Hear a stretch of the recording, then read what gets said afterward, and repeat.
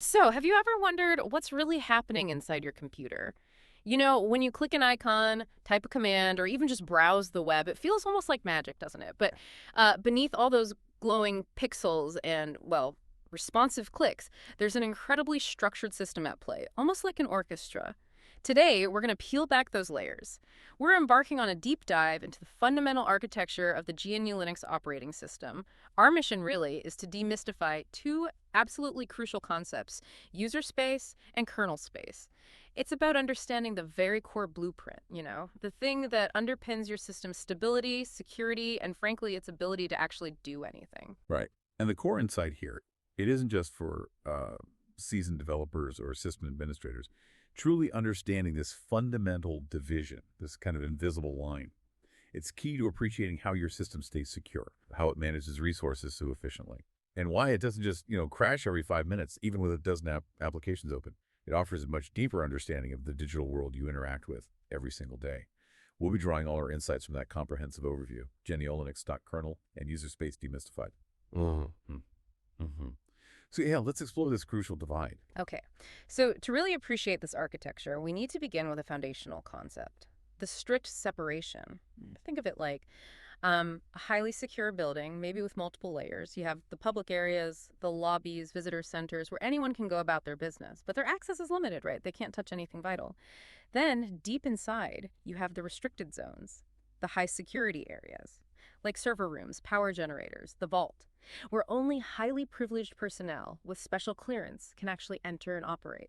This separation, with its distinct levels of access and privilege, is basically what's happening inside your computer, dividing what we call user space and kernel space. That analogy really brings it to life, yeah. And what it highlights is this absolute need for security layers, even inside our own computers. This division isn't just some organizational choice. It's really the cornerstone of the system's resilience. The crucial takeaway is that this separation directly dictates privileges, meaning precisely what software can and cannot do directly. It's about ensuring that critical, low-level system operations are always shielded from the, well, unpredictable nature of user applications. Sometimes buggy, sometimes even malicious. Got it. So let's start with the side we're all familiar with then, user space. This is essentially the unprivileged domain. Using our building analogy, this is that bustling public area. Can you sort of paint a picture for us of what exactly lives here? Does it really cover everything we interact with? Absolutely, yeah. User space is the playground for pretty much all the software you use daily.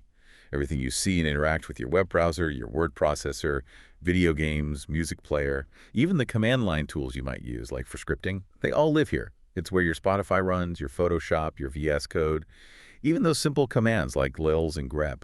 And this also includes background services, often called daemons, things that keep your system running smoothly without you even noticing, like a print server or web server software. Okay, so I've opened my browser or even just typed date into a terminal. Yeah. Those are user space actions. But how do all these different applications, written by so many different developers, manage to speak the same language to the system? Is there some kind of, I don't know, universal translator they all use?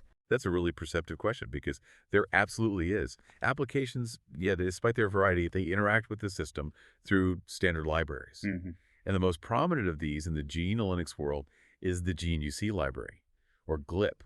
The key insight here isn't just that glib exists, but that it acts as that universal translator you mentioned. It provides a consistent high-level interface for application developers. It sort of frees them from needing to know all the kernel's deepest, most intricate secrets. This single library, it really speeds up software development and ensures consistency across different apps. Without it, well, every developer would have to understand the OS at an incredibly low level, which would be a huge hurdle, right? And make development much slower, much more error-prone. That makes perfect sense. It's like having a standardized API for the whole operating system. Simplifies life for developers. But here's where it gets interesting for me. If user space is, by definition, restricted, unprivileged, how do those applications actually do anything important? Like, how do they save a file to your disk or connect to the internet or even just display something on screen? They can't just barge into the system's core and demand access, surely. What's the protocol? What's the secret knock that lets them get things done? You've hit on a critical point there. This is where the System Call Interface, or SCI, comes into play. When a user application needs to perform a privileged action, something that requires direct access to hardware or critical resources, it must request that service. Request it from the kernel, specifically, via a system call. Think of it like a formal, highly structured request form. It absolutely has to be filled out and submitted correctly. But this isn't just a simple message, though.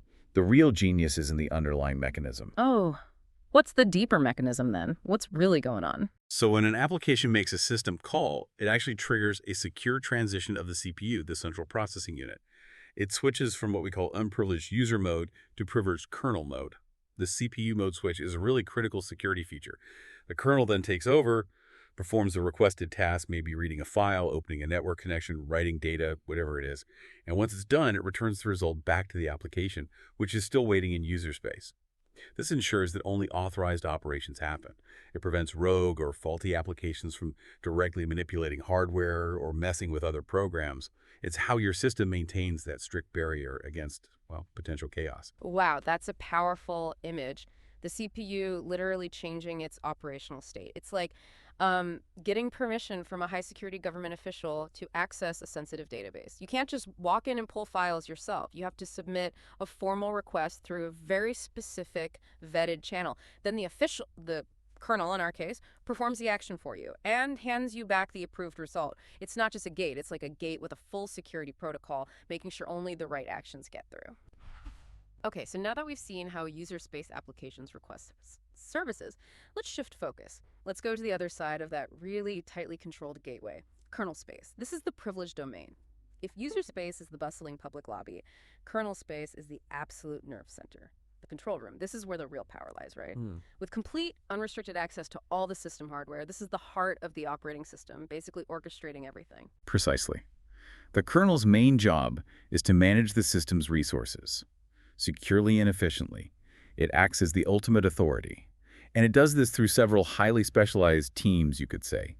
Core subsystems, each with a crucial responsibility. Okay, so what are these critical components? What's the kernel juggling to keep everything running smoothly? Well, kicking us off is process management. This is the kernel's traffic controller for all your running applications, making sure every program gets its fair share of the CPU's attention. It handles something called inter-process communication, or IPC, which lets different programs talk to each other. And fundamental operations like fork and exec, basically. The blueprints for how new programs get created and launched. It's constantly juggling, scheduling thousands of operations a second, making sure your system feels responsive, even when you have lots of demanding applications open. So it sounds like it prevents digital road rage then, making sure no single app hogs the CPU. Exactly, yeah. Then there's memory management. This team is responsible for allocating memory to all those running programs. It's crucial for concepts like virtual memory and paging. These allow your computer to run more programs than it physically has RAM for by cleverly swapping data between RAM and your disk. This is how your computer can run many programs at once without, crashing due to memory conflicts. Each application basically thinks it has its own dedicated memory space, even when they're sharing the same physical RAM. It's a masterful illusion, really. Prevents crashes, ensures efficiency. That's fascinating. It really makes the most of the hardware you have. What about storing and accessing all our files? How does that work? For that, we turn to the virtual file system, or VFS. This provides a unified abstraction for various storage formats. This is important because whether you're using common file systems like XT4 or maybe XFS or BTRFS on your disk, the VFS presents a consistent view. So your applications, they don't need to know the intricate underlying details of how each specific file system works. It simply provides a standard, transparent way to read and write files. Makes storage access seamless for you and your applications. It's kind of like the universal adapter for all your digital storage. And in our, increasingly connected world, how does the kernel manage all our internet traffic, all the networking stuff? Right. That's handled by the networking stack. This manages all network communication, everything from your computer talking to your local router to connecting to websites across the globe. It covers essential protocols like TCP/IP.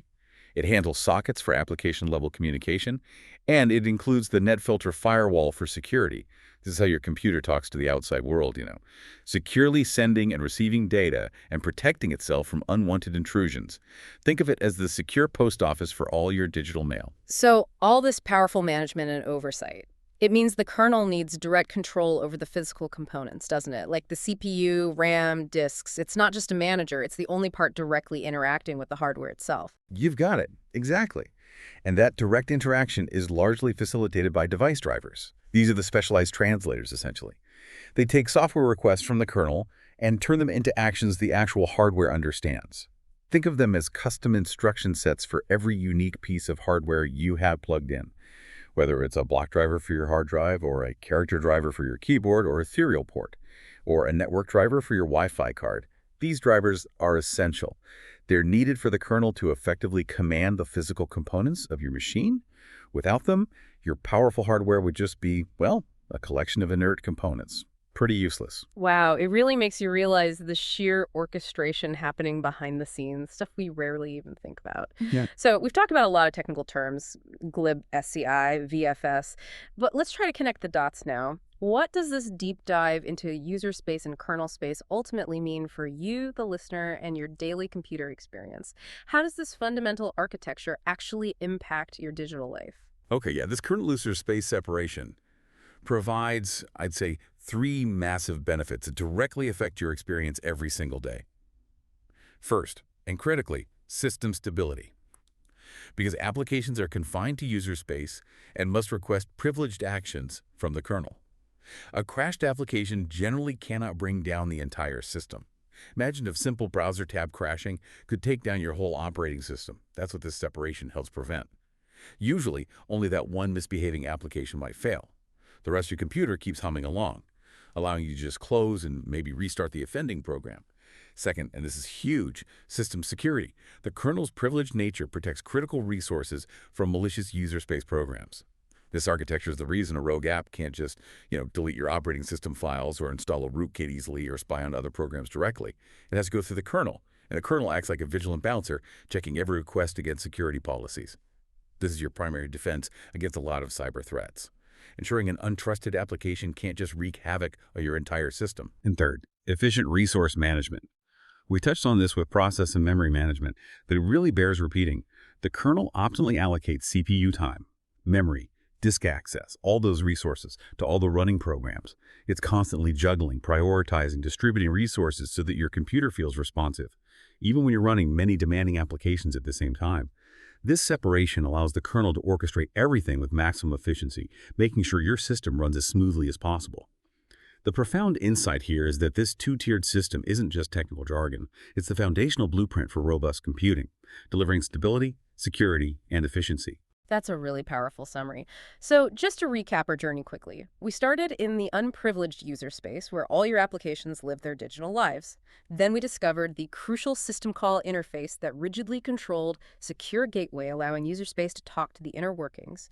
And finally, we explored the powerful privileged kernel space, the true command center, with its core subsystems for process, memory, file, and network management, and its direct control over hardware through those essential device drivers. It's an elegant, complex, and absolutely necessary architecture that keeps everything running. It truly is, yeah. And maybe as a final thought for you to ponder, next time you hear about a security vulnerability, perhaps a zero-day exploit, or maybe just a new operating system update, consider how this kernel user space separation acts as a critical fundamental line of defense. How might understanding this core design influence your perspective on everything from OS updates to the apps you choose to install, even how you think about your digital privacy? This isn't just abstract computer science. It's really the very foundation of your digital safety and performance. Exactly. Well said.